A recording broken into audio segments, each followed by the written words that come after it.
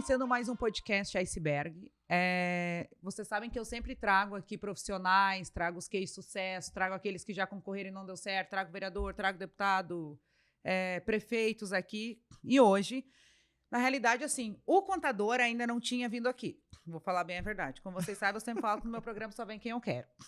Não posso mentir. E aí, eu dizia assim, o contador, vamos convidar o contador, que é importante, porque quando eu dou palestra, eu falo que tem duas coisas que derrubam a campanha. A boca do candidato e a contabilidade, se não aprovar.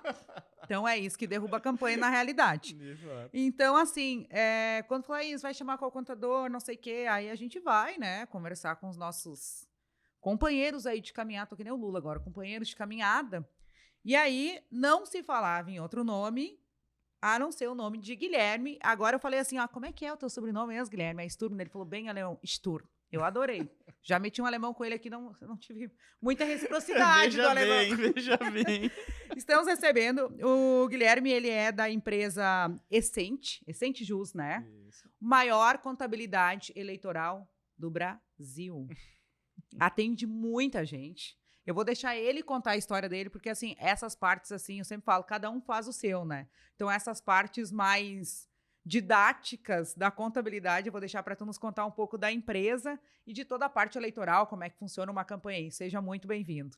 Isis, obrigado pelo convite e quero agradecer ao Alexandre também pela gentileza, né? E o Alexandre que conheceu a gente quase que no momento zero, porque foi no primeiro ano de Essente Jus que a gente teve a oportunidade de atender pela primeira vez alguns candidatos aqui na capital e um deles cuidado pelo Alê. Então é uma satisfação enorme estar aqui com vocês e sou seguidor do perfil do canal de vocês e estava ansioso também, a gente vinha conversando desde quando vocês estavam planejando o podcast, o Ale já tinha dito, vocês têm que vir para cá e tal, mas como a gente está um pouquinho longe, não tinha dado certo ainda a logística, mas é muito bom estar aqui com vocês. A gente sempre coloca a gravação nas quintas-feiras, né, que é o dia que a gente lança, então para vocês que estão assistindo, vocês vão assistir na semana que vem, agora são 19 horas e 50 minutos, que é o horário que conseguimos para gravar, porque tu tinha uma agenda bem lotada e teve que passar no cabeleireiro, vou falar a verdade. Depois, se quiser, pode cortar, mas eu falo a verdade aqui. Daí, corta lá a parte que eu fui no cabeleireiro, né? Não me complica. Ele perguntou, o que tu vai fazer no cabeleireiro? Vocês vão ver a imagem aí rodando pra vocês. Muito cabelo aí que o Guilherme tem, né? E não tem nem em campanha, tu não pode dizer, né? Fiquei careca naquela campanha. Veja bem, né? Eu digo que a contabilidade, especialmente a contabilidade eleitoral, tem sido uma paixão meio bandida com a gente, mas, né, paixão. Vamos lá, Guilherme. Conta para nós aí da tua empresa, quando começou, qual que é o planejamento de vocês, como vocês conseguem atender, né, essa demanda toda, tipo, a nível Brasil, porque campanha tem muita dedicação, muito cuidado, comprometimento e responsabilidade, né? E vocês entregam esse pacote completo a um nível muito grande, que é assustador, né, quando tu fala nos números aí. Isso, a gente começou em 2016, na eleição municipal, né? E a Essente Jus, na verdade, ela nasce com um propósito de ser um instrumento para contadores que gostariam de atuar no mercado eleitoral. Mas como era um nicho, era um segmento muito novo, 2014 é que muda o regulatório, né, obrigando que candidatos possuíssem contador e advogado obrigatoriamente para acompanhar a prestação de contas, né? Isso foi 2014. Então, esse mercado era um mercado muito jovem, muito poucos contadores trabalhando no segmento e que dirá contadores especializados em eleitoral. E a gente já trabalhava há muito tempo, nós atendíamos esse tipo de cliente já desde 98, né? Então, começamos nesse segmento, começamos atendendo de maneira direta e iniciamos em 2016 o desenvolvimento da nossa plataforma de prestação de contas, né? Nós montamos um sistema para que ele não fosse só uma ferramenta na vida do contador, mas para que ele fosse o próprio processo de prestar contas, né? O passo a passo. E falando de qualidade, esse é um grande diferencial da gente, porque a gente tem confiado cada vez menos, né, não é uma questão de confiança, mas de dependência, né? Estamos tentando depender cada vez menos das pessoas e mais de um processo de trabalho. Isso entrega padrão, isso entrega eficiência e isso entrega segurança para o cliente. Então, nós nascemos com esse propósito. Começamos em 2016, atendemos 200 e pouquinhos candidatos aqui no Rio Grande do Sul. Começamos a nos tornar um pouquinho mais conhecidos. Chegam as eleições de 2018, a eleição presidencial anterior. Atendemos naquele ano 800 campanhas, criamos uma ferramenta de vaquinha eleitoral, né, um robozinho de arrecadação. E foi o primeiro ano que a gente atendemos candidatos a governo, mas que atendemos candidatos em todos os estados do Brasil. Foi o ano que colocou a gente na vitrine, foi onde a gente começou a frequentar um pouco mais Brasília, onde nós aquele ano inovamos também no formato de contratação. Foi a primeira vez que um diretório nacional firmou um contrato de contabilidade em larga escala, né, em escala nacional. E quando chegou 2019, né, a preparação das eleições de 2020, a nossa meta aquele ano era atender 2.400 candidatos. E nós chegamos de Brasília no final de 2019 com mais de 15 mil candidatos em proposta. Nossa. E daí que a gente se convenceu que estava na hora de realmente dar um passo a mais no nosso modelo, no nosso planejamento e trazer de fato a figura que a gente sempre quis ter com a gente, que era o contador. Nós tínhamos uma tese de que a gente poderia dividir para conquistar. Parece um clichê, né? Mas é o grande sucesso por trás do modelo Decente e Jus hoje. A gente trouxe os contadores para operarem com a gente, contadores de todos os cantos do país, pequenos e médios contadores, né?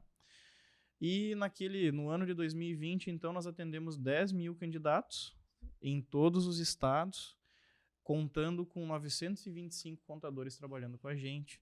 Fomos o segundo maior fornecedor das eleições. Em nível geral, só perdemos para o impulsionamento de conteúdo em rede social. Então, foi um grande divisor de águas e foi muito satisfatório também. Claro que foi um ano de muito aprendizado, né? Mas também foi um ano onde a gente realmente começou a se convencer que tínhamos um modelo viável para escalar esse tipo de entrega de uma maneira ainda maior, né? Porque o nível de qualidade foi muito interessante. Nós tivemos uma avaliação geral dos clientes atendidos pelos nossos contadores em 2020 de mais de 9 numa escala de 0 a 10. Chegamos na eleição de 2022, foi a primeira eleição que nós tivemos a oportunidade de atender candidatos à presidência, atendemos 3.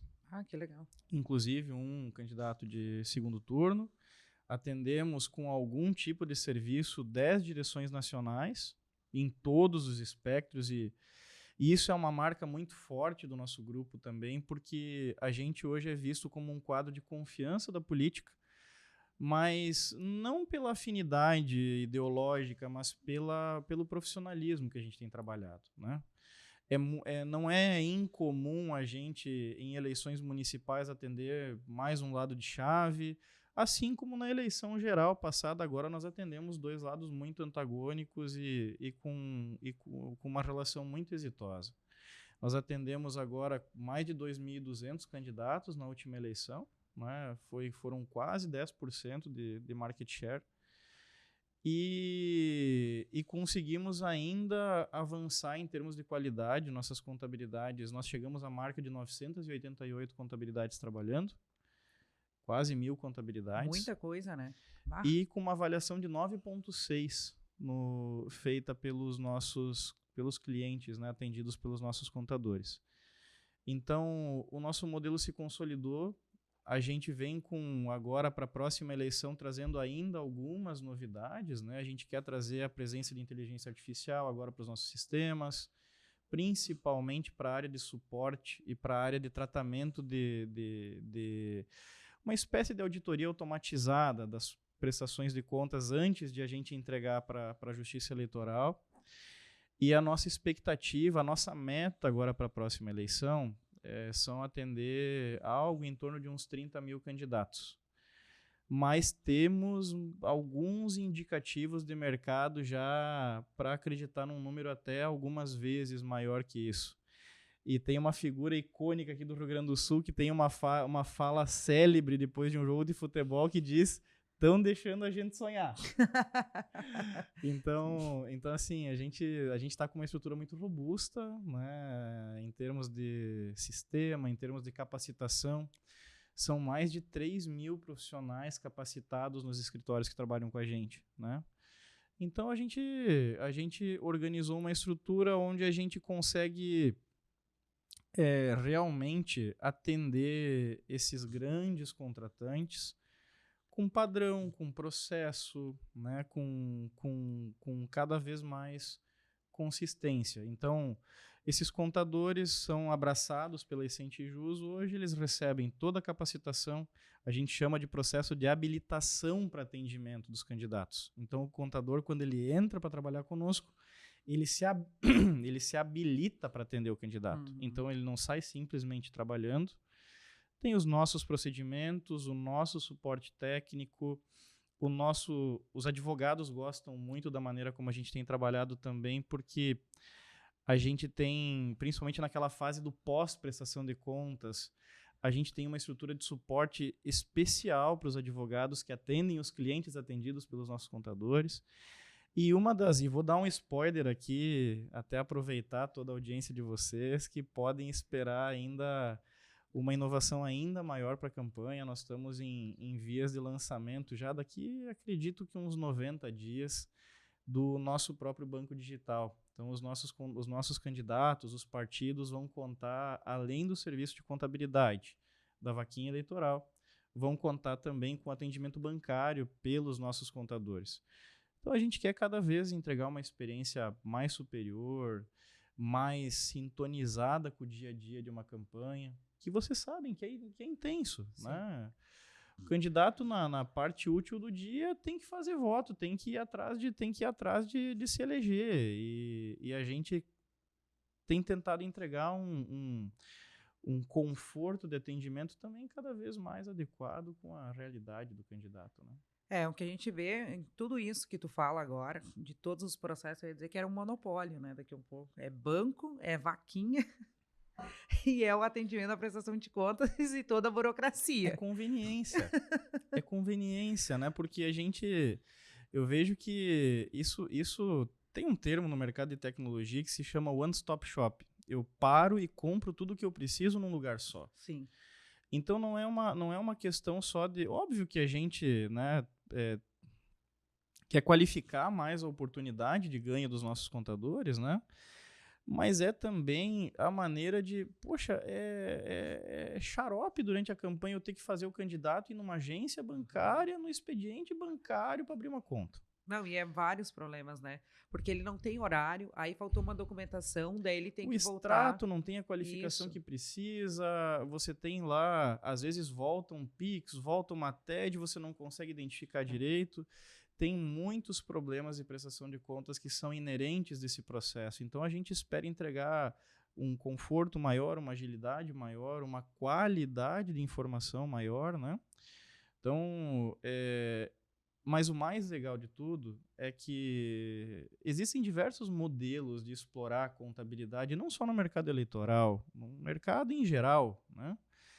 Mas a gente conseguiu, e eu me orgulho muito disso, a gente conseguiu proporcionar um modelo inclusivo para o pequeno, para o médio contador, que tem um desafio grande de gente, de capacitar pessoas, de se digitalizar, né?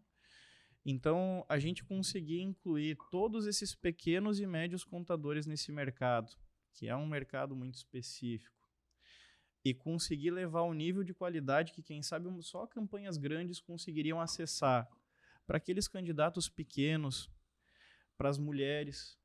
E aqui uma particularidade, nós, nas últimas 3 eleições, mais de 50% dos nossos clientes foram mulheres.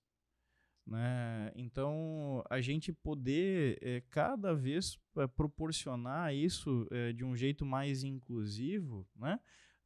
Deixa a gente muito feliz. O que falta muitas vezes nos partidos, inclusive, né, é essa organização antes, né? Eu sempre falo, mas tem uma executiva na cidade, tem toda a questão financeira antes, toda a questão judicial que tem taxas a serem pagas, né, do início ali. E aí muitas vezes quando se depara na campanha, até porque a executiva muitas vezes ela não é uma executiva mesmo, ela é uma provisória, né? E aí quando chega lá, começa aquela correria, né, de documentação, de papel, tava te contando até, tá aqui no bastidor contando, de uma declaração que tinha que ter de imposto de renda, e que a pessoa queria a declaração de imposto de renda, só que o valor da pessoa era muito alto, né? E a gente falou, não, fazer declaração de bens. Mas o feedback não veio do nosso contador disso, né? Da experiência que a gente tem de políticas que vai fazendo, né? Quem fez lá as inscrições de candidatos que trabalha com política, sabe que tem um negócio que se chama Candex. Que aquilo ali é como se fosse o histórico do candidato. Tu errou aquilo ali, o cara tá fora. E cai nominatas inteira, né?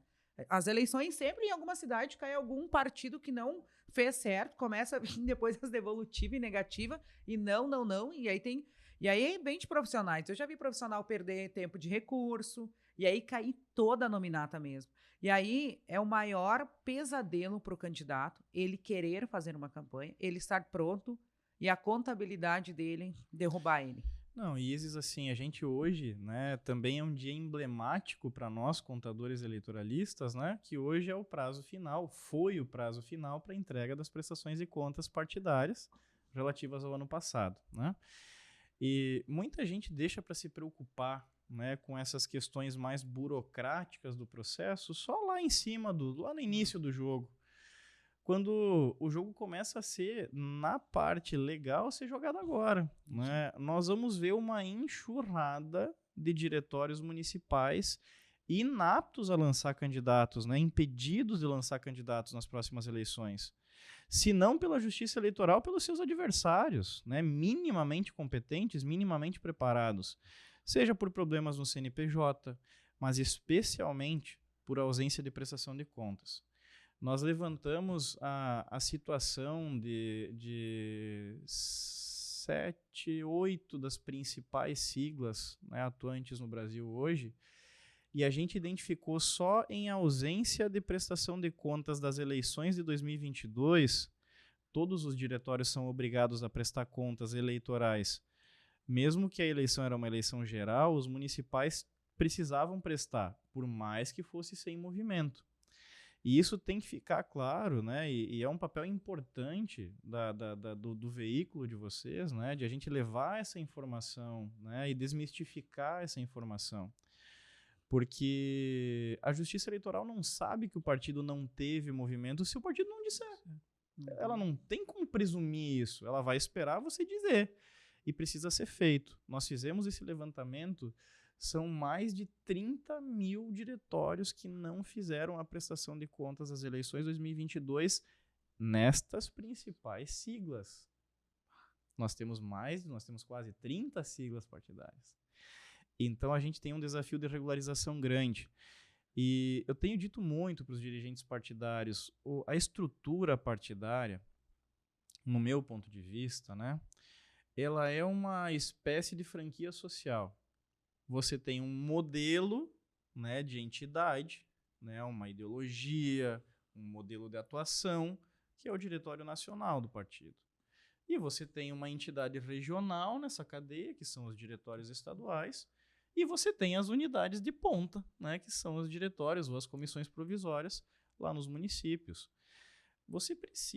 Nós precisamos caminhar em nível de organização, em nível administrativo, para que esses partidos cada vez mais se estruturem na cadeia como um todo. Hoje, a maior parte dos partidos, cada um cuida de si. A nacional cuida dos seus desafios administrativos, o estadual cuida das suas prestações de contas, e muitas vezes os municípios ficam relegados à própria sorte nessa conta. Seja por falta de estrutura, seja por falta de recurso, seja por falta de conhecimento. E um ponto que tu comentaste agora há pouco, né, dessa preparação, né, dos candidatos antes do jogo, é extremamente importante. E eu diria, né? E vocês vivenciam muito isso na pele, preparando a oratória, a estratégia eleitoral dos candidatos. O que a gente viu da vida? O Brasil ele é muito diverso. Culturalmente muito diverso. Os desafios em cada região são bastante particulares da região, né? E você tem uma grande fatia dessas candidaturas que o déficit de preparação não é de legislação eleitoral. A pessoa nunca pegou um cheque na mão. Eu lembro de um caso que a gente riu para não chorar. Nós pedimos para um candidato em 2020, fulano, manda pra gente uma foto da abertura da conta bancária. Sabe o que ele fez? Ele sentou na cadeirinha do banco com o gerente do lado, pegou a ficha da conta e tirou uma foto como se estivesse recebendo um prêmio. Ele tirou uma foto da abertura da conta bancária. Tá aqui o teu certificado. A gente ri, mas isso aconteceu de verdade. Eu não acredito. Então, a gente tem desafios gigantes, a gente tem uma grande parte da população brasileira que não é bancarizada. A pessoa recebe um talão de cheque, a pessoa acha que recebeu uma metralhadora engatilhada. Nós tivemos um caso em 2016 de uma candidata que recebeu o talão de cheque. A primeira providência, ela foi e comprou um carro. 35, que nem diz o Chico, o vendedor raiz, 35 laminazinha de 1.000. 2 dias depois, capota o carro e falece. Meu Deus. Tava lá o partido com um carro com perda total e 35 mil reais para pagar de uma dívida de uma candidata falecida. Eu poderia ficar aqui mais de dia contando causos, né, de campanha, mas para entender o tamanho do desafio. E a gente precisa ter um debate rico, um debate como o espaço que vocês têm promovido, porque agora mesmo no aplicativo vindo para cá, diz, porque político, porque não sei o quê. Cara, político é um extrato da sociedade. E são esse tipo de desafio, né? A gente tem bastante coisa para fazer. E os partidos precisam se preparar com um pouquinho mais de antecedência para instruir um pouquinho melhor os candidatos. Porque prestação de contas de recurso público é uma coisa séria. Nós temos do nosso conhecimento diversos casos, né, de candidaturas que agora estão sendo chamados por Polícia Federal, porque o recurso público nas campanhas ele vem para uma finalidade, que é você, né, promover o conhecimento do candidato, é permitir que ele seja conhecido pela população, ele precisa ter condições de fazer campanha, né? Mas o dinheiro é para isso. E às vezes você tem candidatos que são super bem intencionados, mas um pouco descuidados ou desorganizados com essa comprovação, com a materialidade dessas coisas, e acabam incorrendo agora em situações desse tipo. Então, muito tempo as sanções, as penalizações, né, para falhas no processo de prestação de contas foram muito relegadas, né, foram muito brandas. E com o volume enorme de recurso público que a gente tem nas campanhas, isso tem apertado cada vez mais. Então, o que tu comentaste, né, dessa necessidade de a gente, o quanto antes, começar a preparar, começar a trabalhar com essas lideranças, com esses potenciais candidatos para o ano que vem, é fundamental. Porque essa turma, às vezes, até está indo para ajudar o partido e vai se enrolar.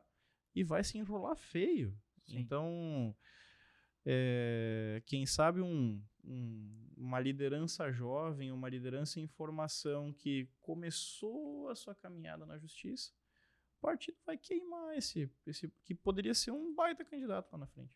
Sim, porque daí fica na mão do partido, confiando, né? Porque não tem o conhecimento, foi convidado, acaba indo na casa do candidato, convida ele não quer participar, eu sempre falo, ele toma um chimarrão com a esposa, dorme, no outro dia ele acorda eleito.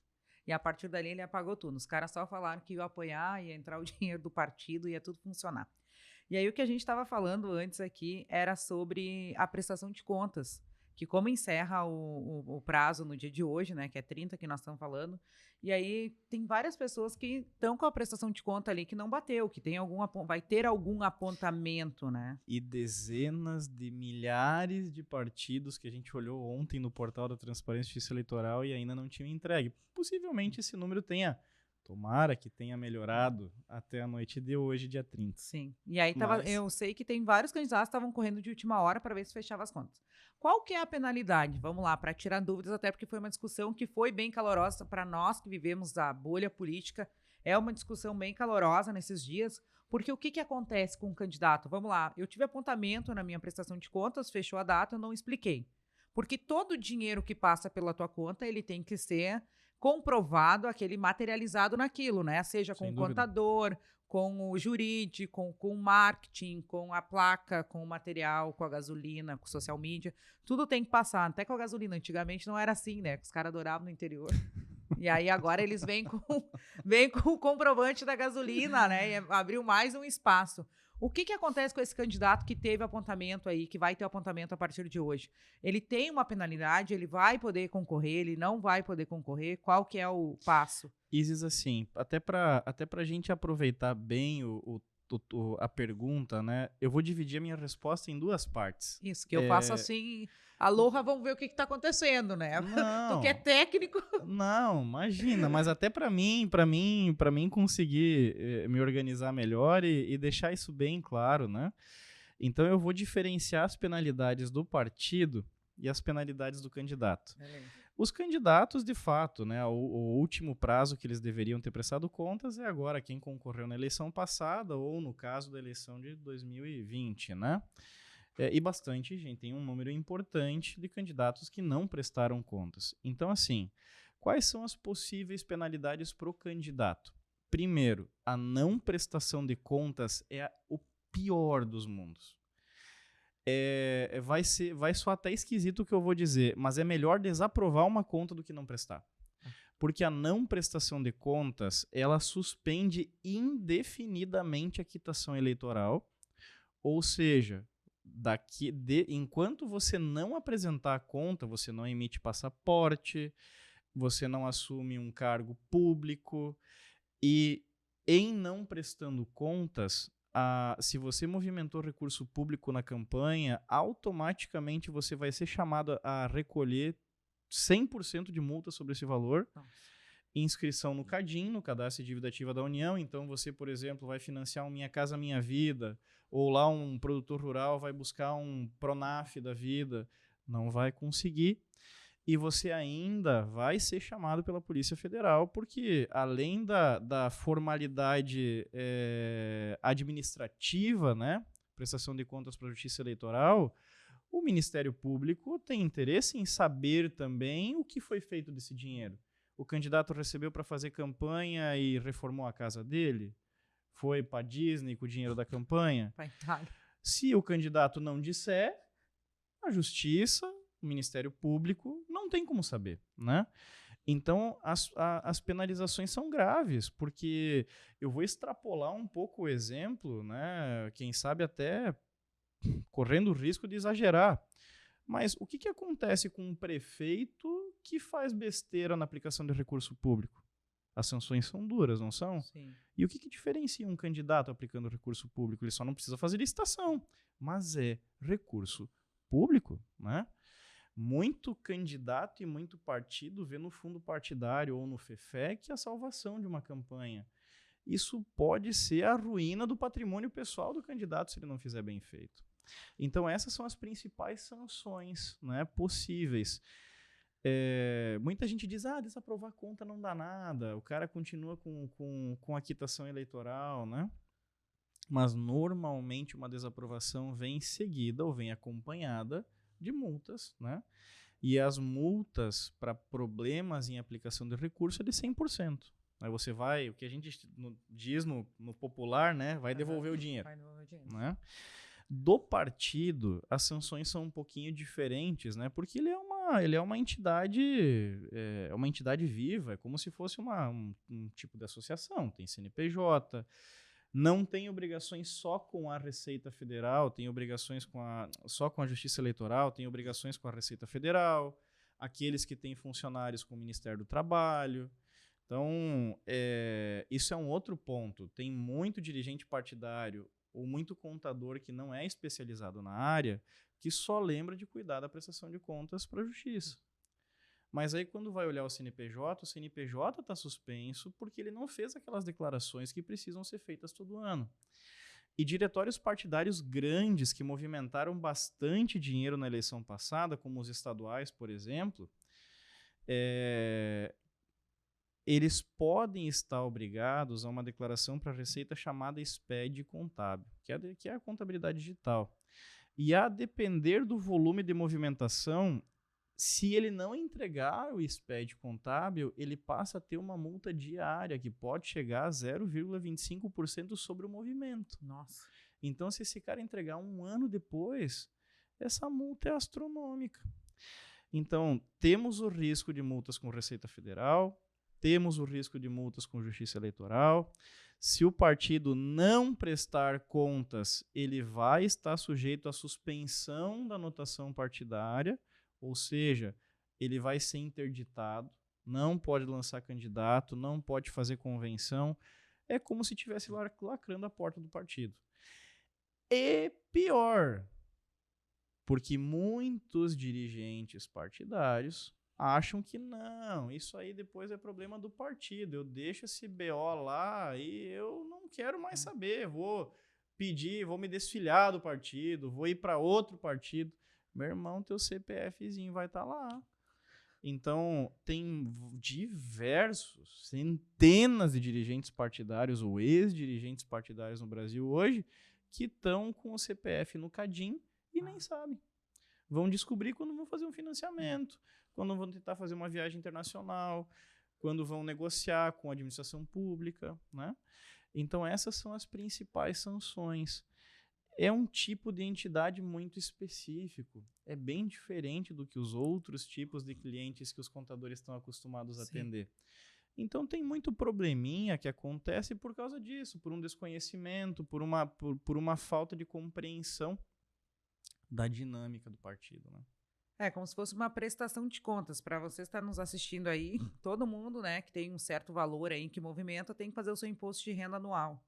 Então, o partido também tem que fazer um suposto imposto de renda, uma prestação de contas mesmo não movimentando. Isso que tu falou, a eleição 2022, ela foi estadual. Mas 2022 tu vai prestar conta, 2023 tu vai deixar o partido ok.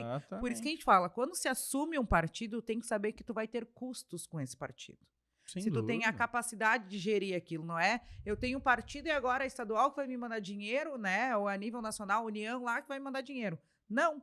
É tu que vai gerenciar naquela cidade o teu partido e vai fazer uma prestação de contas dele anual. E uma coisa que tem que ficar claro e que tem muita gente fazendo confusão, e está todo mundo, quer dizer, todo mundo é muita gente.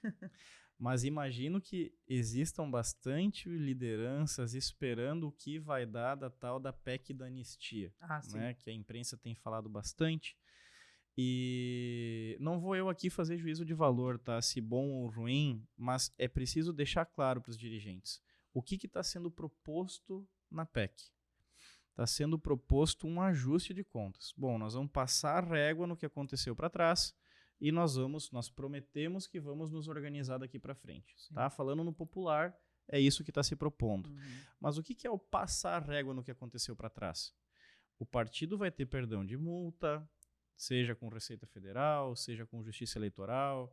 Eventualmente, se ele não cumpriu uma cota mínima de aplicação lá em gênero ou raça, mas a obrigação de prestar contas vai continuar existindo.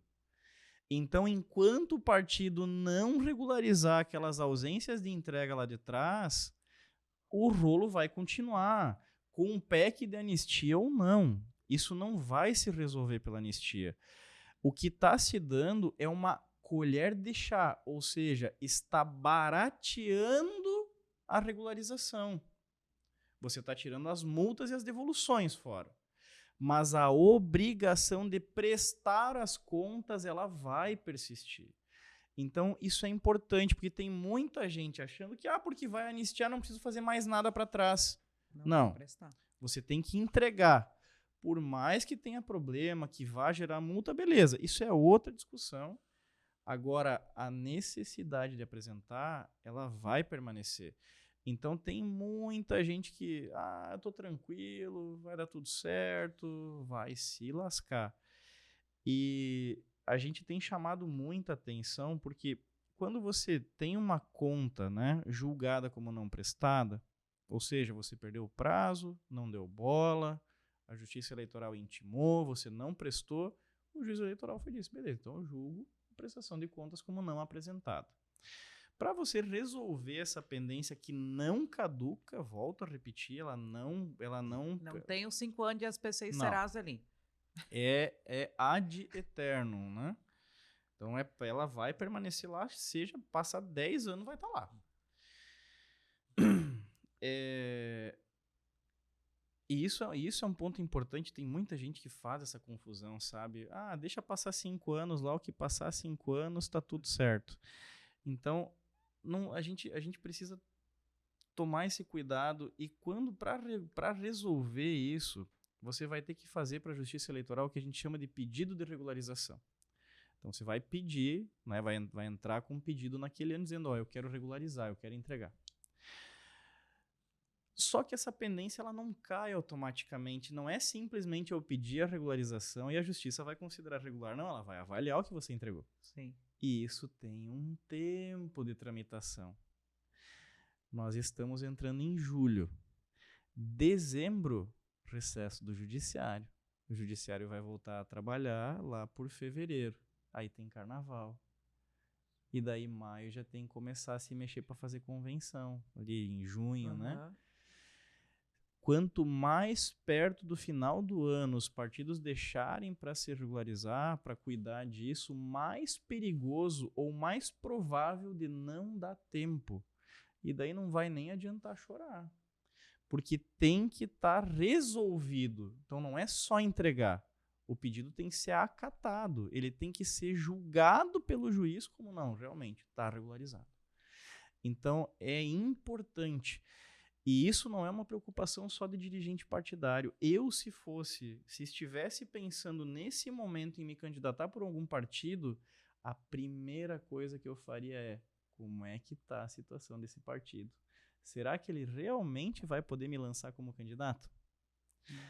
Então, aquilo que tu comentaste lá no início do nosso bate-papo, né, do que pode derrubar uma campanha, eu não vou nem dizer que isso tenha só o potencial de derrubar, isso tem o potencial de matar na casca. Nem começa, né? Nem começa o jogo. Nem começa o jogo. E tem essa dificuldade das pessoas entenderem, né, de como funciona. Por isso que esse teu formato e o que a tua empresa e vocês ali entregam é muito importante. E aí, vocês que estão assistindo aí no Rio Grande do Sul 497, né, tu já pega boa fatia disso aí. Se vocês, como partido, estão procurem uns caras que são, não sei se chama afiliados, parceiros de vocês, né? Não sei como é que faz aí, como é que vocês... Chama de contabilidades associadas. Isso, associados, então, porque eles já estão preparados e eles vêm para facilitar. Essa questão do banco, cara, eu achei genial. Isso aí, os próprios dirigentes partidários, eles vão dormir tranquilos.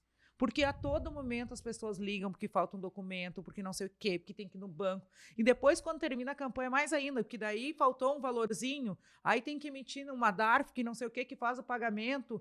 E aí é muito mais. Eu sempre falo assim: terminou a campanha, é trabalhoso para o jurídico e para o contador. Pra todo mundo. Enquanto tá rolando a campanha, eles estão avaliando, tudo bem, bota aqui, né? Assim, em cidades maiores, não acontece muito pequeno. Eu sempre falo isso, que eu acho genial. Eu sempre falo assim, aquelas pessoas que estão lá na rua balançando bandeirinha, uns são militância e alguns são contratados. Aí agora em campanha tá bonito que tu faz um RH dentro da própria campanha. E isso assim... O pagamento é só no Pix, é CPF, não pode ser o número do celular. Cheque, gente. Nossa! Cheque. Isso é uma bandeira que a gente...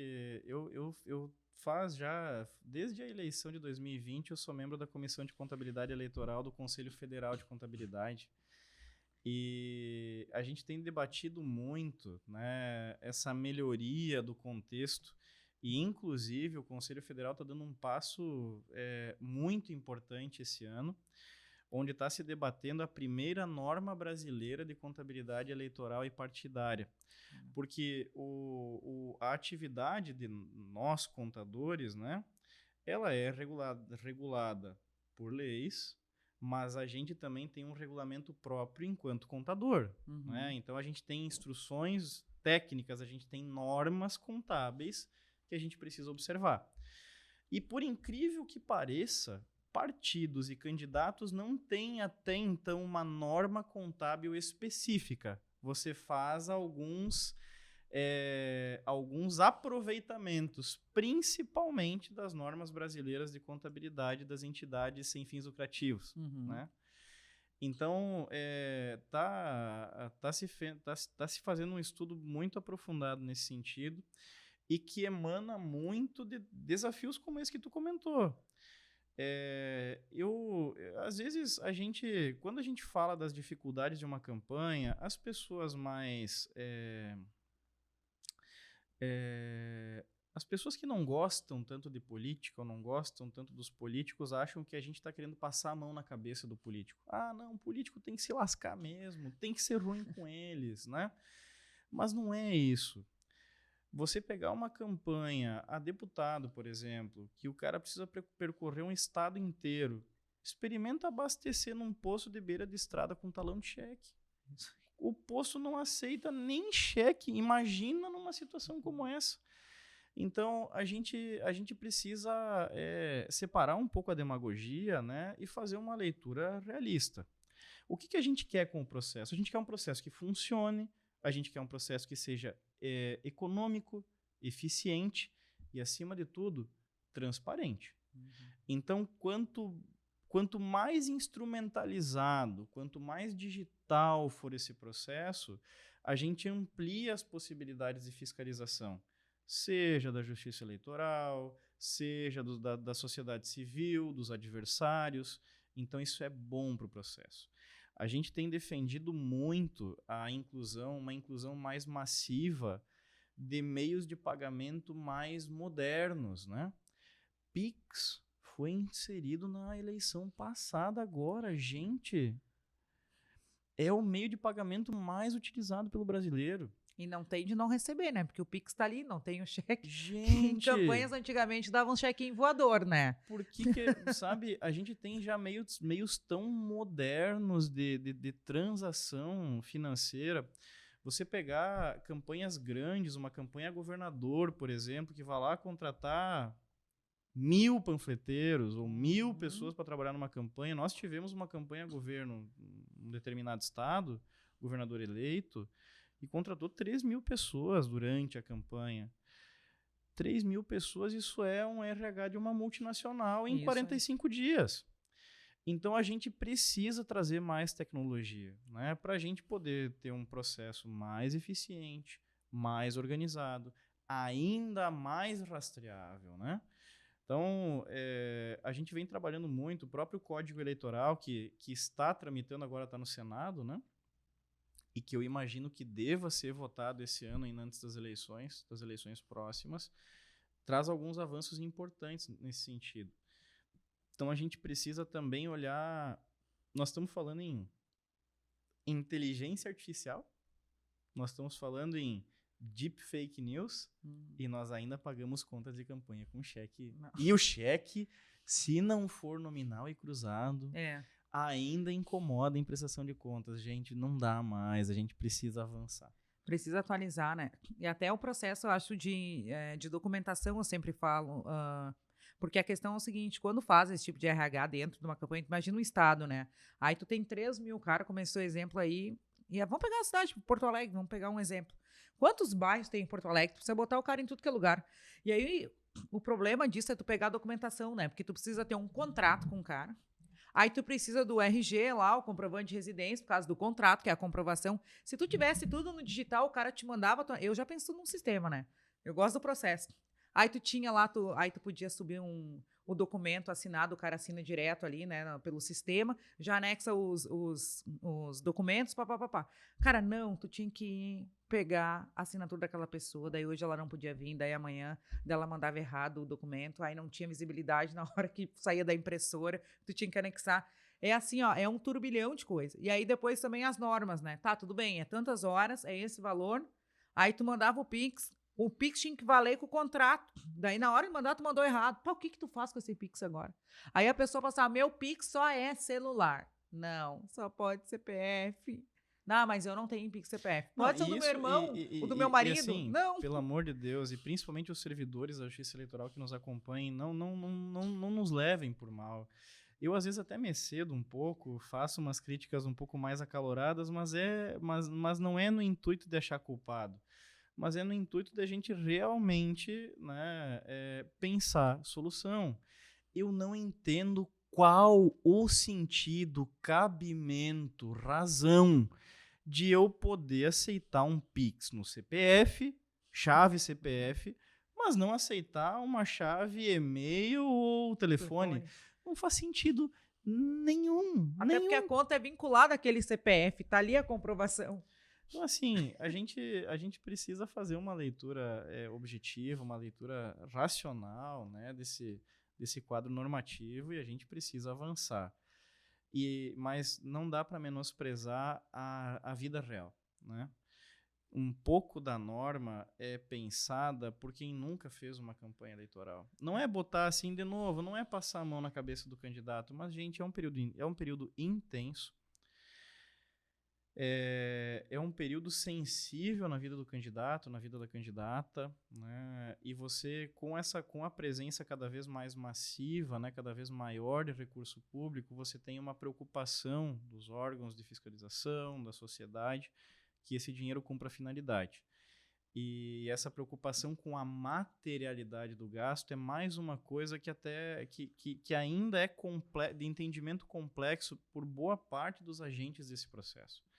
Porque não basta você... Eu canso de ouvir candidato dizendo, mas Guilherme, eu mandei os documentos.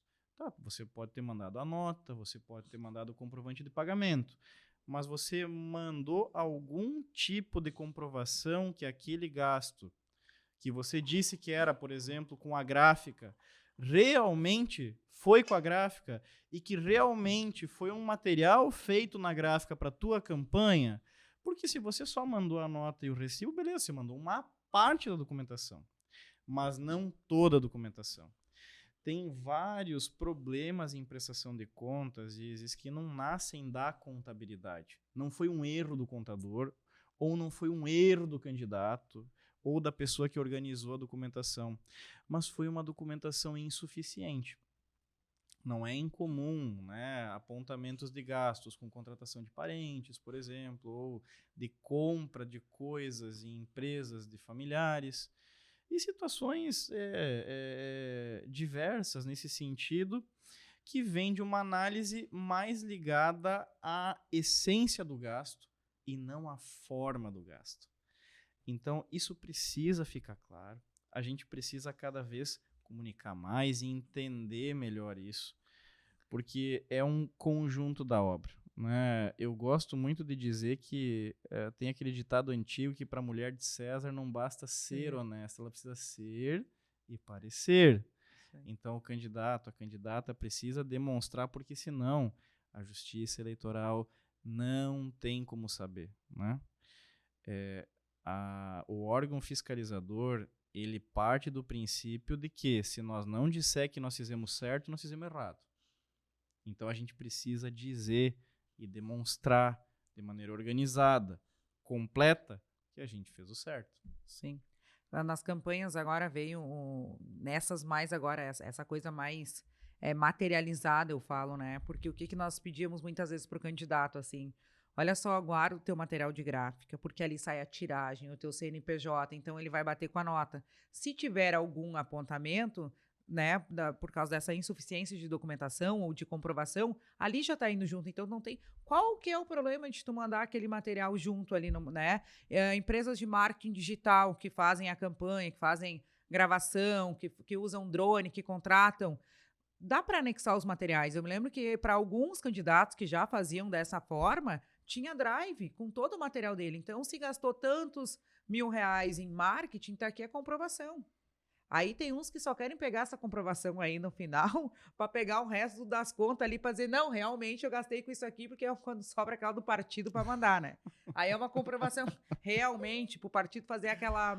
Como é que se chama? Que ele adere àquela... Assunção de dívida. A assunção de dívida, isso é a palavra técnica. Quando ele vai fazer a assunção, aí eu preciso comprovar pro meu partido que realmente eu gastei isso aqui, e aí tu tem que me mandar tudo que tu fez aí. Tá, calma, eu tenho um drive com tudo, porque quando se inicia uma campanha, tu sabe que é um material que tu já deveria anexar automático na tua prestação de contas, né? Sem Que é dúvida. aquilo, eu me lembro que uma vez eu disse, tá, mas olha só, esse valor aqui, eu não sei como é que eu vou falar, porque eu não sei explicar o que que é. Aí eu me lembro que uma advogada minha disse, olha só, tu não tirou umas fotos trabalhando lá, carregando umas cadeiras, que era um evento que tinha que ser feito e nos passou. Aí eu falei, tem foto do evento. Esse é o que eu preciso da comprovação. Então, ter ali, eu sempre digo assim, a gente tem que, o não materializado é mais difícil das pessoas entenderem, né? Sem que dúvida. quando é palpável, Faz tu um relatório, enxerga. tira foto. Isso. A foto é um grande aliado, né? Sem sombra de dúvidas, a fotografia nessa montagem da documentação, ela é uma peça-chave, né? Porque as imagens também falam por si. Agora, isso é uma coisa, Isis, que eu tenho comentado muito, principalmente quando a gente imagina que a campanha vai tomar um corpo maior. Você tem o candidato, ele não deveria ficar encarregado de cuidar dessa parte, porque a agenda do candidato ela é mais caótica, né? É evento, é atender as lideranças, é conversar com as pessoas. Então, tem toda essa agenda política da campanha. E, de fato, é o momento, você só tem 45 dias para para divulgar as tuas ideias, as tuas crenças, as tuas posições, para se conectar com o eleitor. Mas precisa ter alguém focado em cuidar dessa parte, né? Da parte de, bom, eu sei que eu tenho que prestar contas lá no final, então eu preciso ir coletando, eu preciso ir organizando isso.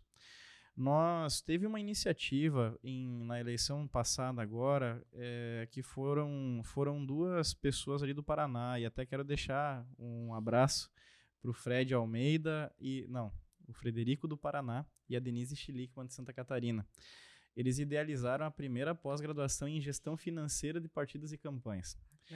Para tentar justamente profissionalizar um pouco mais na prática as pessoas que cuidam dessa parte financeira nos partidos e nas campanhas. A gente vê movimentos como esse em outros nichos, como nos condomínios, por exemplo, você tem cada vez mais síndicos profissionais, né? Uhum. Então, a ideia deles era criar administradores financeiros de partidos e campanhas profissionais. E foi um sucesso, né? Eles tiveram na primeira turma quase 100 alunos. Imagina. E uma avaliação altíssima e um conteúdo organizado justamente para dar ideias e para dar formatos para que o pessoal que cuida disso está um pouquinho melhor preparado. Um pouquinho não, bastante.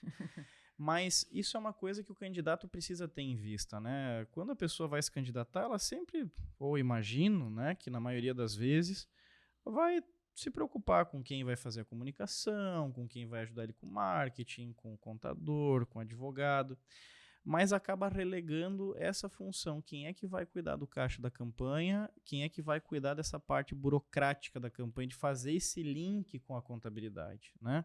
Você tem prazos curtos para cumprir, prazos rápidos, e às vezes a oportunidade de tirar uma fotografia, por exemplo, para materializar um gasto, não volta atrás, né? Então, é importante que o candidato, além da confiança, que normalmente é o fator chave para a escolha de um administrador financeiro, mas que ele busque pessoas com um perfil de uma pessoa organizada, né? A maioria, Isis, dos problemas com prestação de contas não é pela falta de conhecimento técnico, é pela falta de organização. É pela bagunça da campanha. Então, e muitos candidatos dizem, Guilherme, que tipo de profissional eu busco para me ajudar com isso aqui? Cara, que profissional tu vai pegar não é o mais importante, é o perfil da pessoa. Busca uma pessoa organizada. porque isso resolve muito dos problemas, a maior parte dos problemas. Normalmente, em partido, isso não acontece, né? Na prática, eu sempre falo que a prática ela entrega, né? Normalmente é alguém do partido, um secretário do partido que está ali, aí começa a recolher documentação, aí começa a ligar que faltou isso, daí liga lá para o contador, mas teve esse apontamento, né? Ou se é antes, começa a recolher. Eu acho engraçado que eles passam de carro recolhendo a documentação, aí tudo naqueles saquinhos, né? Chega lá, mas faltou isso aqui do fulano, aí faltou aquilo ali no ciclano, aí ele vai lá buscar, daí volta. Daí vai para fazer lá o Candex do cara, daí faltou não sei o quê. E é realmente organização. Eu já tive em campanha muito bagunçada, mas também já tive em campanha muito organizada, né? Eu me lembro que quando eu comecei a fazer campanha, que faz bastante tempo, eu sou nova, mas já fiz muita campanha. Me lembro que tinha um amigo meu que fazia, que ele é muito organizado, assim, né? E aí eu aprendi a fazer o Candex com ele, porque ele era totalmente organizado. Então, o que ele fazia? Normalmente, os apontamentos vêm para o e-mail do candidato. Então, ele botava um e-mail-chave, com aquilo eu aprendi, porque ele tinha ali a noção, tudo para ele, né? Então, eu vou mandar um abraço lá pro Carlos Ruschel, que é o Leitão, que é lá de Estrelas, faz um Candex assim. E eu me lembro que ele já pegava e já solicitava, olha só, faltou isso aqui, talvez, né? Não sei o quê, ou teve esse apontamento. Daí, por quê? Porque eu já tinha feito o Candex outras vezes, e os caras não olham o e-mail, eles nem sabem. Tu pede um e-mail, eles dão qualquer um que eles tinham lá uma vez, e depois a gente não sabe. Aí depois começou a vir já, esse ano já teve uns apontamentos que vieram pelo WhatsApp. Que daí tinha ali, né, faltou isso, faltou aquilo, aí os caras já estavam mais, ou por SMS, não me lembro agora se era WhatsApp ou SMS. Acho que era apontamento de alguma coisa errada que vinha pelo WhatsApp, que daí a gente já ligava com o telefone que tinha. Então, assim, já fiz campanha bagunçada, já fiz campanha muito organizada, né? E é realmente isso aí, é o cara que é organizado para fazer. Tem aquela questão também que eu falo assim, que o candidato, ele vai lá, ele é convidado, eu acho muito engraçado isso.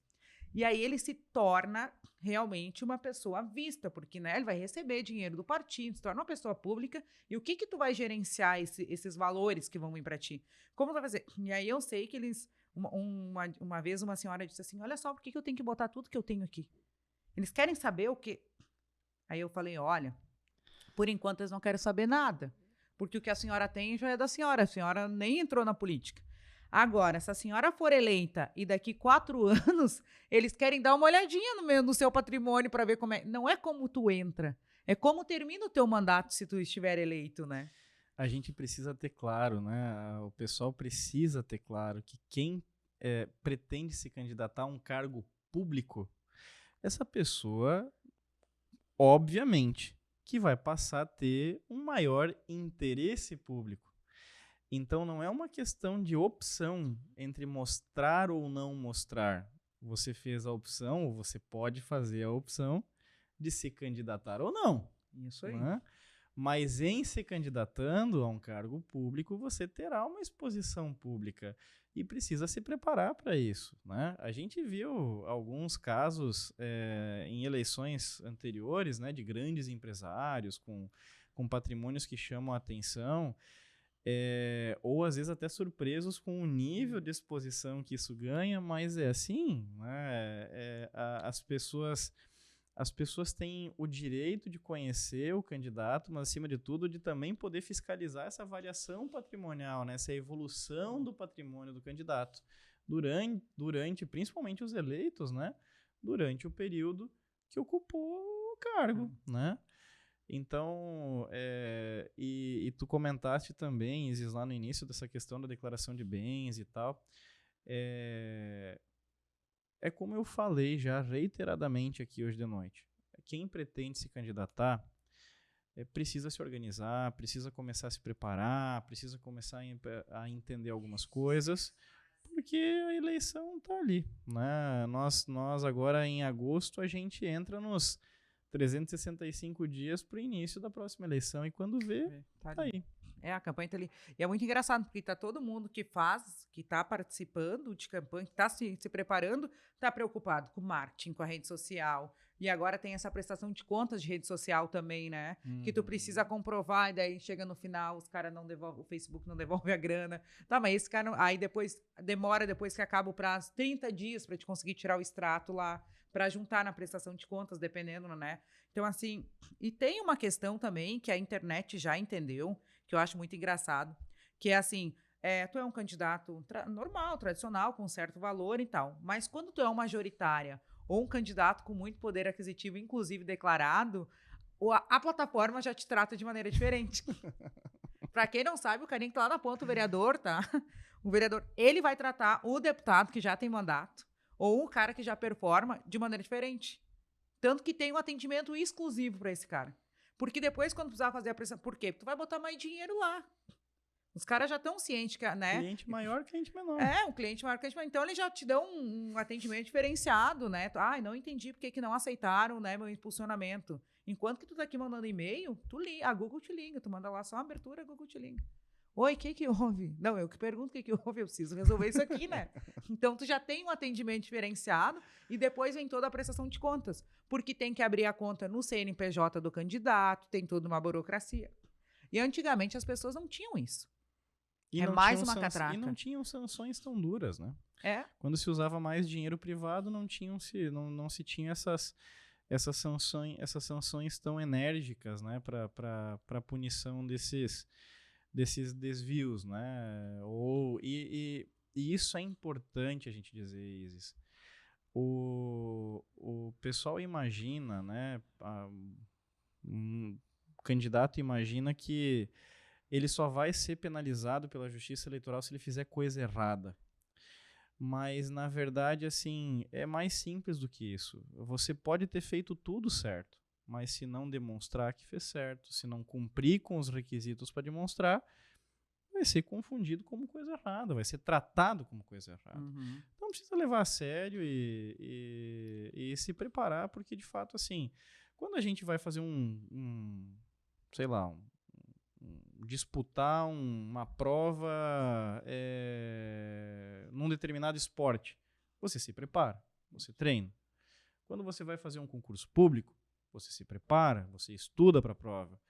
E por que seria diferente o fato de eu querer me lançar como um candidato? Eu vou disputar uma vaga, então se prepara para disputar essa vaga.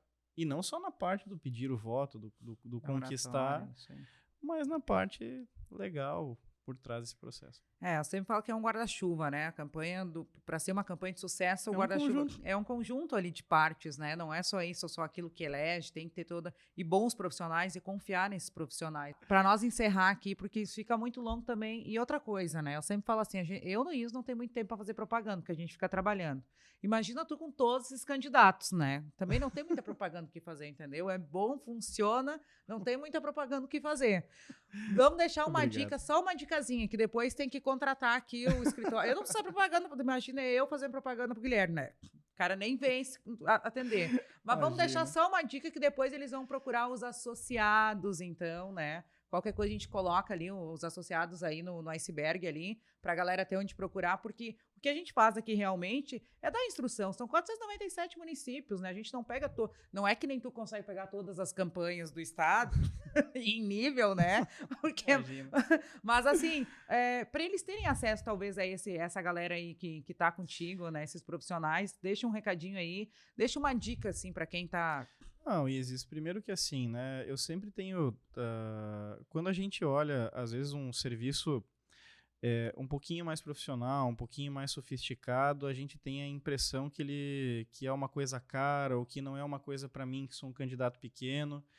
E isso é importante dizer, a gente atende vereadores de R$1.000, R$2.000 de gastos e atendemos candidato a presidente de 120 milhões de gastos. Então, a gente tem a solução adequada para todos os tamanhos de candidato, né? Porque os nossos principais contratantes são os partidos, e os partidos não existem só para candidatos grandes, né?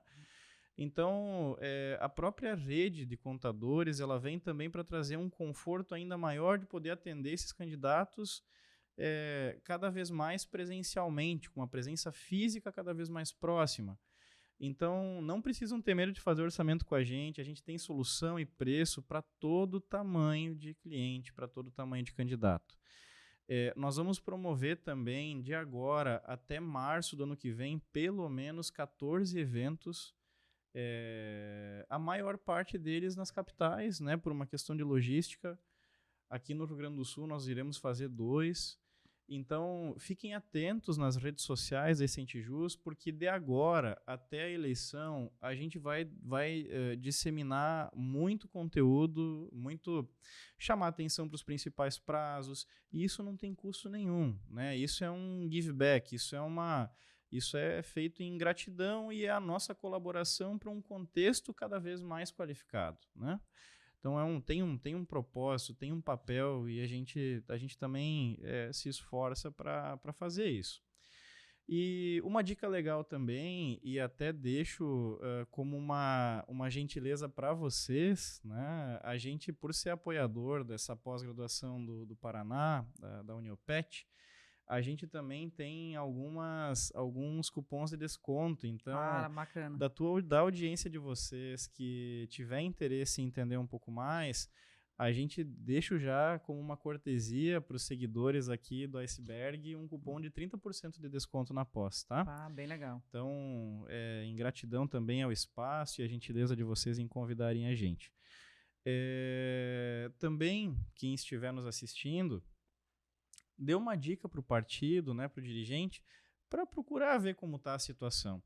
E isso a gente também faz sem custo, né? Então, quiser um diagnóstico para saber o que está pendente, se tem alguma coisa pendente, não tem custo nenhum. É só chamar a gente nas redes sociais, manda um direct lá no Instagram, no Facebook Decente Jus, que a nossa equipe entra em contato e vai ser um prazer colaborar. Contadores que queiram trabalhar nesse mercado, contem com a gente, vai ser um prazer receber, né?